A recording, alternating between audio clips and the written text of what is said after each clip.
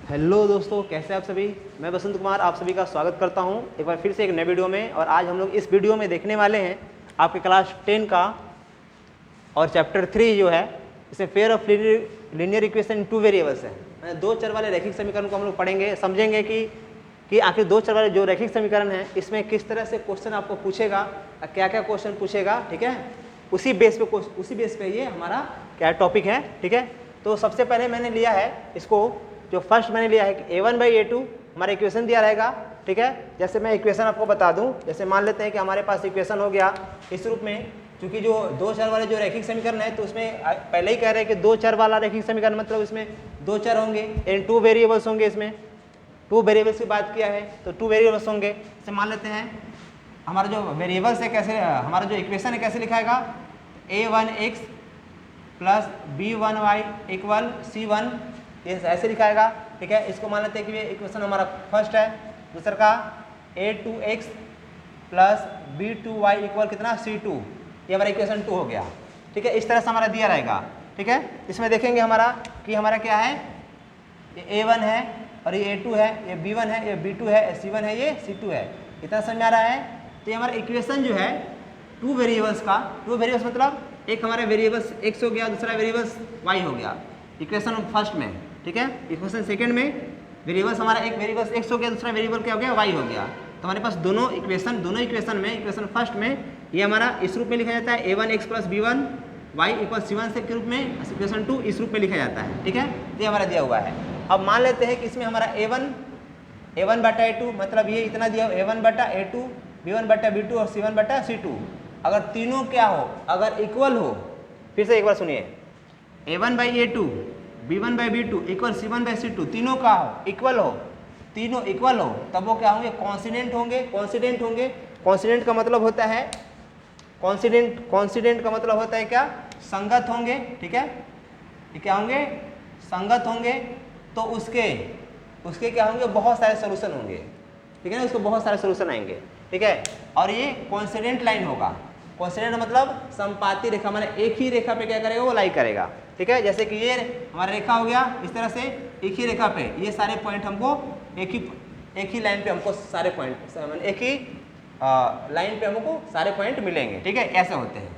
ठीक है, तो मैंने ये बताया क्या होंगे कि अगर तीनों बराबर होंगे इन द सेंस ऑफ, तीनों बराबर होंगे in the sense of in a1/a2, जैसे मैंने यहाँ इक्वेशन लिया है a1/a2, b1/b2 और तीसरा c1/c2, तीनों क्या होंगे, अगर इक्वल होते हैं, तीनों इक्वल होते हैं। जैसे मैं एक एग्जांपल ले लेता हूँ, जैसे मान लेते हैं कि इसी पेज पे मैं एक एग्जांपल ले लेता हूँ, जैसे a1 हो गया, जैसे कि 2x प्लस 3y इक्वल मान लेते हैं 4 हो गया। ठीक है, और इसका एग्जांपल ले लेते हैं 4x प्लस 6y इक्वल 8 हो गया। ठीक है, तो यहाँ से हम लोग देखें तो 2x ये कितना हो गया, 2/4। यहाँ पे a1/a2 क्या है, 2/4, ये हो जाएगा 2/4 इक्वल, यहाँ देखें 3/6 इक्वल, यहाँ पे देखें c/c2 4/8। इस तरह से इतना दे दिया। यहाँ देखें 2/4 मतलब कितना होता है, 1/2। मैं नीचे लिख देता हूँ, 1/2 हो गया। 3 2 जा 6, 1/2 हो गया, और 4/8, 4 2 जा, यानी देखिए यहाँ पे देखेंगे अगर आप सभी तो 1/2, 1/2 और 1/2, इसका मतलब हो गया a1/a2, b1/b2 और c1/c2। अगर तीनों क्या होते हैं, इक्वल होते हैं, तो हमारा क्या होगा, कॉन्सिस्टेंट होगा। तो उसके बहुत सारे सोल्यूशन होंगे और कॉन्सिडेंट लाइन होगा ये। ठीक है, ये समझ में आ गया होगा, कोई दिक्कत नहीं। दूसरा एग्जाम्पल हम लोग देख लेते हैं। दूसरा क्या होता है, इसको मिटा देता हूँ। ठीक है, दूसरा देखते हैं, a1/a2 is not equal b1/b2। आपको बुक में मिलेगा कि ये पहले मिलता है, ये बाद में मिलता है, लेकिन मैंने लिया है अपने अकॉर्डिंग इसको लिया है। दूसरा क्या है, a1/a2 is not equal b1/b2, और दोनों एक दूसरे के बराबर नहीं होता है। तीसरा का तो वैल्यू नहीं है, तीसरा को अभी नहीं देखेंगे हम लोग। अगर दूसरा दो इक्वेशन जो हमारे पास दिया हुआ है a1x b1y, a2x b2y, इसको हम लोग देखें तो अगर ये दोनों क्या होता है, बराबर नहीं होता है, तो फिर भी कॉन्सिस्टेंट होंगे ये। ठीक है, कॉन्सिस्टेंट मतलब संगत होंगे, लेकिन जैसे इसमें मिल रहा था तीनों बराबर थे तो बहुत सारे सोल्यूशन थे, इसमें दोनों बराबर नहीं है तो कॉन्सिस्टेंट तो होगा, लेकिन इसमें सिर्फ एक ही सोल्यूशन नहीं होगा। और ये क्या होंगे, इंटरसेक्टिंग लाइन, मैंने ये लाइन कहीं ना कहीं क्या करेगा, इंटरसेक्ट करेगा। ठीक है, एक एग्जांपल के थ्रू इसको समझते हैं। इसको मिटा देता हूँ। क्या कर रहा है, a1 by a2 is not equal b1 by b2। ऐसे एग्जाम्पल हमने ले लिया, यहाँ पे ले लिया 4x प्लस 2y बराबर 6, ठीक है, और 3x प्लस 4y इक्वल 8, ठीक है। तो यहाँ देखें कितना हो गया, 4/3 इक्वल 2/4। ये दोनों इक्वल है क्या, नहीं है। ये दोनों अगर इक्वल नहीं है तो क्या होंगे, ये दोनों नहीं इक्वल, यानी a1 by a2 is not equal b1 by b2।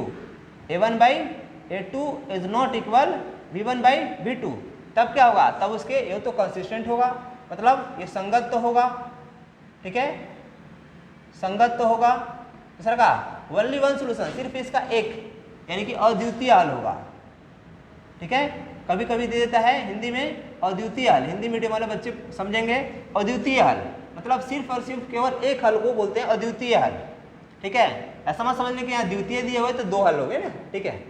तो अद्वितीय मतलब क्या होता है, ओनली ए वन सोल्यूशन, और वो लाइन क्या होगी, इंटरसेक्टिंग लाइन, मतलब कहीं ना कहीं इस तरह से हम लोग देंगे तो लाइन क्या करेगा, एक माने तो इक्वेशन इस तरह से होगा, दूसरा इक्वेशन हमारा इस तरह से हो जाएगा, ये क्या होंगे, इंटरसेक्टिंग लाइन हो जाएंगे, ठीक है। इस तरह से आ जाएगा, एक लाइन इधर गया, एक लाइन इधर आ जाएगा, ऐसे हो जाएगा, उसको बोलते हैं इंटरसेक्टिंग लाइन, ठीक है। समझ में आ गया होगा। चलिए इसको हम लोग क्या करते हैं, आगे देख लेते हैं। तीसरा इक्वेशन देख लेते हैं। तीसरा इक्वेशन क्या है, तीसरा हमारा है a1 by a2 equal b1 by b2 is not equal c1 by c2। अगर ऐसा होता है तब इनकंसिस्टेंट होंगे। इनकंसिस्टेंट मतलब असंगत होगा ये, ठीक है। क्या होगा, ये असंगत होगा, ध्यान रखेंगे आप सभी। असंगत होने का सिर्फ एक कंडीशन है, इनकंसिस्टेंट होने का सिर्फ एक कंडीशन है, क्या, a1 by a2 equal b1 by b2। अगर ये दोनों बराबर होते हैं, लेकिन तीसरा क्या होता है, बराबर नहीं होता है, ठीक है। एक हम लोग एग्जाम्पल के थ्रू समझेंगे। पहले इसको मैं समझा देता हूँ। a1 by a2 equal b1 by b2 is not equal c1 by c2 होता है, तब ये इनकंसिस्टेंट होंगे, मतलब असंगत होगा, उसके कोई सोल्यूशन नहीं निकलेगा, कोई सोल्यूशन उसका नहीं निकलेगा। और प्लस में क्या होगा, वो पैरेलल लाइन होगा। पैरेलल मतलब अगर वो हम लोग लाइन ड्रॉ करेंगे ग्राफ पे तो क्या होगा, एक दूसरे के पैरेलल हो जाएगा।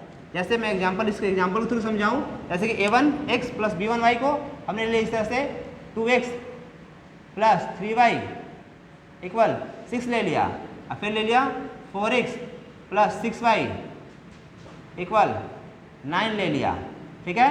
इसको देखें तो ये कितना 2/4 इक्वल 3/6 इक्वल 6/9 इस तरह से हो गया। तो 2/4 को करेंगे तो कितना 2/4 यानी 1/2 इक्वल 3 2 जा 6 1/2 इक्वल यहाँ पे 6/9 3 2 जा 6 3 3 जा 9 यानी 2/3। यानी ये तो दोनों इक्वल है लेकिन ये इक्वल नहीं है, तो यहाँ पे लिख देंगे नॉट इक्वल। समझ में आ गया होगा, कोई दिक्कत नहीं कि 1/2 इक्वल 1/2 है, मतलब दोनों क्या है, a1 by a2 equal b1 by b2। यहाँ पे देखिए a1 by a2 equal b1 by b2 is not equal c1 by c2। c1 c2 क्या है, 2/3 है। तो अगर इस तरह से देता है तो क्या होगा, इनकंसिस्टेंट होगा, ठीक है, उसका एक भी सोल्यूशन नहीं निकलेगा, और प्लस में वो पैरेलल लाइन होगा। अगर मैं इसको अगर ऐसे ड्रॉ ऐसे कर दूं, ठीक है, ऐसे ड्रॉ कर दूं ग्राफ पे, तो कैसे होगा, ये ऐसे जा रहा है तो एक और भी क्या होगा, ऐसे ही जाएगा, उसको बोलते हैं पैरेलल, ठीक है। बात समझ में आया, इस तरह से हो जाएगा। और मान लो इसको मैं ऐसे ड्रॉ कर दूं तो क्या हो जाएगा, ये ऐसे जा रहा है तो ये क्या हो जाएगा, ये भी ऐसे जाएगा, ये होता है पैरेलल, ठीक है ना। तो ऐसे बहुत सारे इस तरह से हम लोग समझ सकते हैं, बहुत सारे एग्जाम्पल को थ्रू समझ सकते हैं, ठीक है। इसमें कोई इसी पर कोई दिक्कत नहीं होगी, सबको समझ में आ गया होगा। अगर कोई भी दिक्कत होगी, नहीं समझ में आया होगा तो मुझे कमेंट करेंगे, बताएंगे। अगर अच्छा लगा होगा तो कोशिश करेंगे कि वीडियो को ज़्यादा से ज़्यादा बच्चों के पास शेयर करें, ताकि जो ऐसे बच्चे हैं जो नहीं पढ़ पाते हैं, जिनके पास ट्यूशन फी नहीं देने का इति होता है, ठीक है ना, उसको वहाँ तक पहुँचाने की कोशिश करेंगे, ताकि ज़्यादा से ज़्यादा बच्चे इसका लाभ उठा सकें, ठीक है। इतना ही रहने देते हैं, धन्यवाद।